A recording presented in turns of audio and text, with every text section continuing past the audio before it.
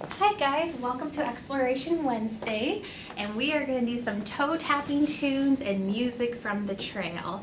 So we know from the journals that the Lewis and Clark expedition had music. We even know from Captain Lewis's journal that the captains attended some balls before they set sail on the Missouri River. Now in the early 1800s, these balls on the frontier weren't very fancy, but they were a lot of fun. We know they had fiddles, we know they had horns, trumpets, flutes, and there would be men and women dancing. So some of the dances you might have seen if you attended a ball in the early 1800s, say, the summer of 1803, you would have danced the quadrille, which is a set of couples, about 4 couples dancing in line with each other and pattern with each other, kind of like square dancing today, very similar to that. So you and your partner would be dancing a quadrille, or you might be with other couples dancing a contra. And a contra is a line of couples going through different sequences, moving different figure patterns across the dance floor. So you might be dancing that with your partner while you're listening to some toe tapping music, or you're feeling very energetic at a ball, you might be doing some jigs. And a jig's a very energetic dance. There's a lot of leaping and foot movement, and it really would get your blood going. So we know even before they set sail, the captains are writing about attending balls. And then we do know when they set sail, there wasn't any time for any more balls, but they do over 30 times they mention music and dance. And we know they even had some instruments on the trail with them. And music at night was a really great way for the soldiers to relax a little bit. They would tell jokes. Back then, men and women all sang, they all danced. It was a very common pastime for men and women back then. So one of the instruments they would have was fiddles. We know there was at least 2 men who could play a fiddle on the expedition. The main one, his name was Pierre Cruzat, and the captains always wrote about Pierre that he was a fantastic fiddle player. He was also a river pilot, so he kind of helped row one of the canoes, one of the pirogues, and so he was an excellent river pilot, and so he probably even knew some river tunes from his work on the river, and he probably shared that with the captains and the soldiers, teaching him his music. Because back then on the river, you would have heard music from all over the world. Pierre Cruzat, his father was French, his mother was from the Omaha tribe, so he probably had this melting pot of all the different music he probably learned as a child and from his work on the river. So he shared that music with the captains. He was a really good fiddle player, so he probably was playing the fiddle a lot on the trail. All the men were singing. Another instrument they had would have been a horn. Now the horn they took was actually used to signal the keel boat between the different boats. You would often use the horn to signal someone from a different boat. But at night, when you're not at work, you could blow the tin horn for music. So we'll give this guy a little go. He's kind of loud. So kind of like a party horn. That's a lot of fun. And then another instrument we know they had besides the fiddles and the horns was a jaw harp. Now the jaw harps you don't see around too much anymore. It's this little guy. It's kind of like a whistle and a harmonica mixed together. You would hold the key in your palm, and then the stem here, you would hold it between your lips right against your teeth, and as you blow in and out, it vibrates, and then you would hit the little tongue here on the jaw harp to make this boing noise.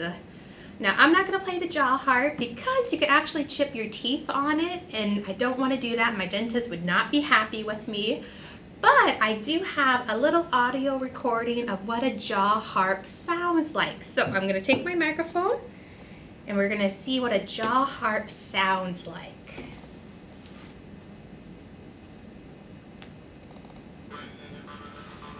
There we go. So you notice it kind of has this really fun boing song. So we know the captains did have jaw harps because they packed over 6 dozen to give as gifts to the native people. Now we're going to put the jaw harp to some tunes. So a popular tune in the early 1800s, it was called Soldier's Joy. So it might have been a song that soldiers would have sang or played while they were in the military. And it does have, the one I found, the audio recording I found, does have a jaw harp you can hear in the background. You also hear that fiddle music, and you might feel like standing up and doing a little jig. So we're going to listen to the Soldier's Joy. We're going to take the microphone, and here we go.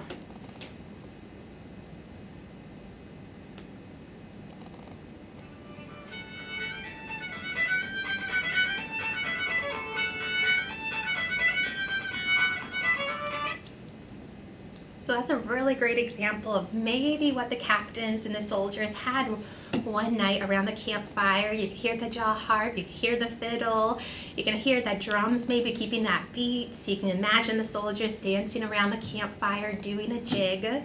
So music was a really great way to relax at night.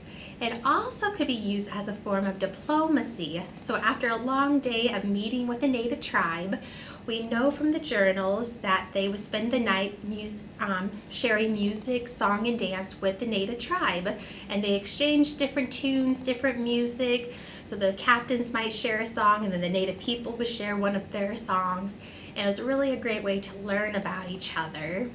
And so we know from one of the journal entries in September 1804, after a meeting with the Sioux tribe, they had a dance.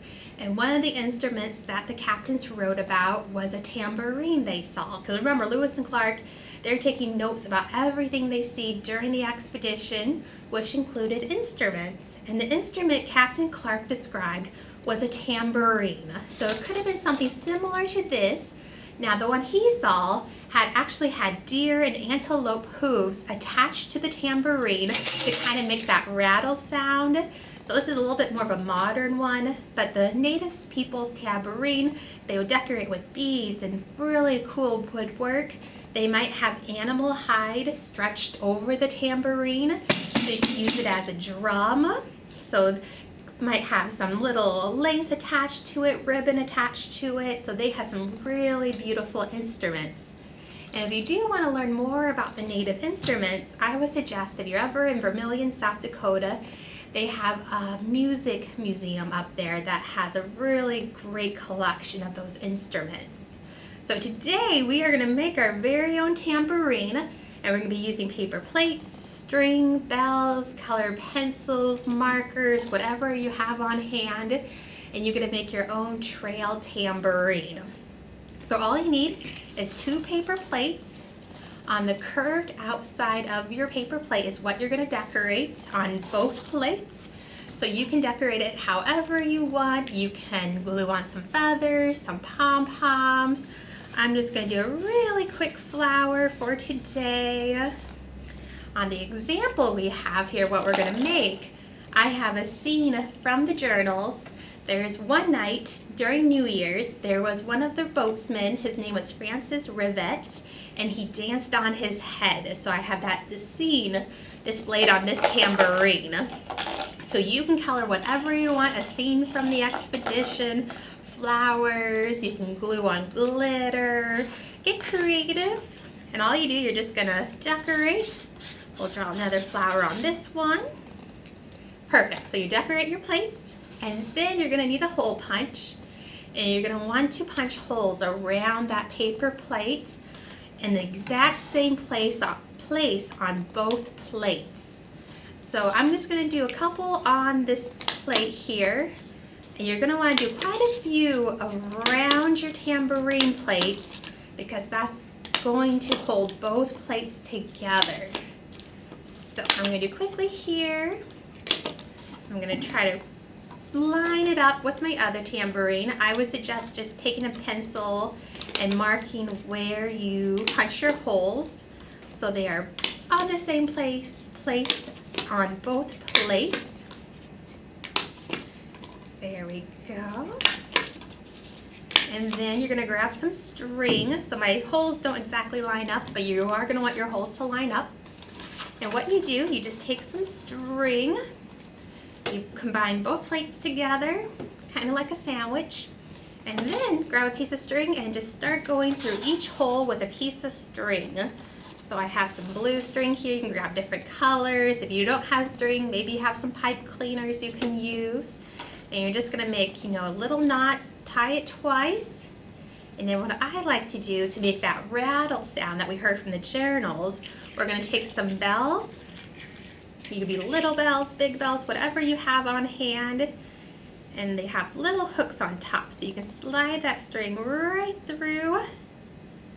This guy is going to be a little tricky. And you might, if you have a toothpick, it kind of helps push the string through the little hook. Let's see here. And then you can attach bells all around your tambourine. And that's going to give you a really fun sound when you shake your tambourine. There we go. I'm just going to do one today because I forgot to bring a toothpick with me to push the string through the bell, that little hoop at the top. But you're just going to bring it down, tie the bell again, make a double knot so it's secured, and then you have that really fun bell sound. Now remember, we really want to rattle, so after you finish tying all around your tambourine, we'll add another one here. I suggest go ahead and grab some beads or marbles, whatever you have that's small, circular, and lying around the house. And you're gonna actually put that inside your tambourine. So, I'm gonna add another little string here. At the very last hole, before you tie that very last string on your tambourine, there's going to be that little small opening. And what I want you to do is you're going to grab some beads or marbles, and that little opening, you're just going to pour them inside, tie that last string around your tambourine, and then you're going to have a really good little rattle sound in there. So you can add one, you can add a whole bunch in there. Just make sure it's secured all around your tambourine with those holes, tie them in place so they don't escape. And then you have your tambourine and you're ready to go.